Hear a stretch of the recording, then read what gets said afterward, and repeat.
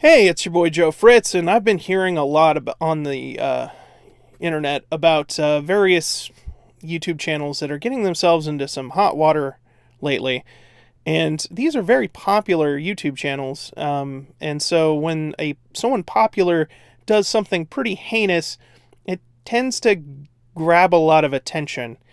A lot of their fans are kind of confused about, like, why are sponsors pulling out and why are these guys losing money? And I keep trying to come up with a good analogy for it that is inoffensive and understandable. And the one that I came up with is punk rock. Now, if you don't know the history of punk rock, it basically goes like this. In the 1970s, there were these big name bands who played in huge stadiums, and they were millionaires, and basically they put on these big elaborate shows that cost lots of money to do. But a bunch of kids saw that and said, nah, screw that. We can rock just as hard as them on our cheap ass instruments in my dad's garage. And so, they would get together, 3 or 4 guys with instruments, get into their dad's garage, learn a couple chords, and just jam out. And it eventually became its own kind of aesthetic and culture and all this stuff. And it became what we call today punk rock.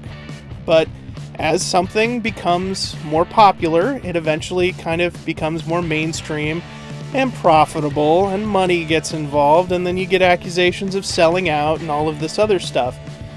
It's pretty similar to what's happened to YouTube over the course of its existence. Now, when you compare YouTube to more traditional media outlets, like, you couldn't just go out and get on the news. Well, I mean, you could, but if you wanted to do something really crazy. But if you wanted to be a news broadcaster, you had to get a job at the news station or the radio station. There was public access as well, but that required training. That was just another roadblock. Now with YouTube, you can pretty much just have an audience just by recording yourself on your cell phone every day. And that has opened the doors for lots of people to make a career on here. And it's actually pretty impressive. And in spite of the fact that I might disagree with some of these people, I definitely appreciate that what they've done. What they've created for themselves. It's commendable.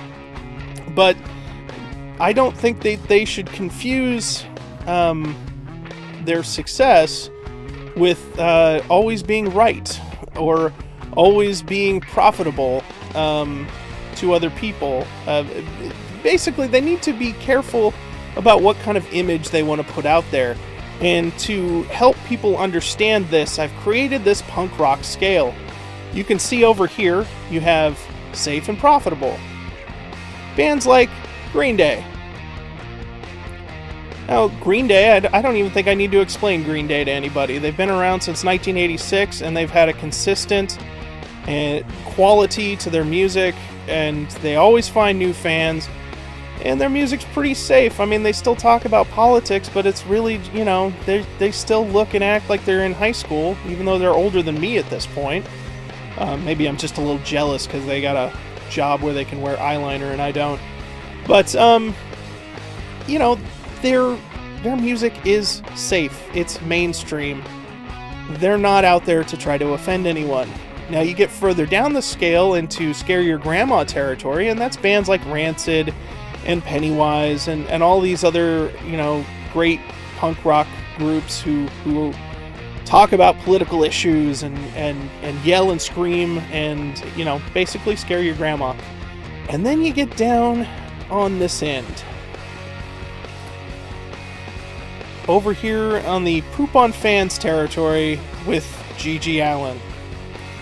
Now, if you don't know who G.G. Allin is, I don't blame you. He was a punk rock performer who would perform naked often, would assault his fans, throw feces into the crowd, and would cut his head open during performances. He was very crazy. As a result, he didn't make a whole lot of money. Now, he did have fans. He had fiercely loyal fans who loved his work, But he didn't make a whole lot of money, because you can't really put an act like that on Nickelodeon's Kids' Choice Awards. So these guys who are, doing these things like throwing rocks at corpses and making inappropriate Nazi jokes, and by Nazi jokes, they're not making jokes at the expense of Nazis. They're actually saying the things that a Nazi would say, and then pretending it's a joke, but it's not. These guys are kind of dipping into that G.G. Allen territory. I mean, you're literally doing these things for shock value, and you need to understand that that's not a profitable way to go, we'll say. I'm not saying it's the wrong way to go. If you do it and you find an audience for it, more power to you. From a my personal point of view, yeah, it is wrong, but I don't think anyone is going to stop you from putting it on YouTube, at least not for now.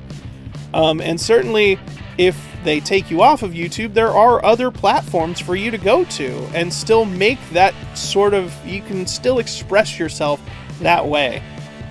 But just don't expect to make a bunch of money at it, because people who make money are the people who've played it safe for decades and have a consistent quality and put in the time and work.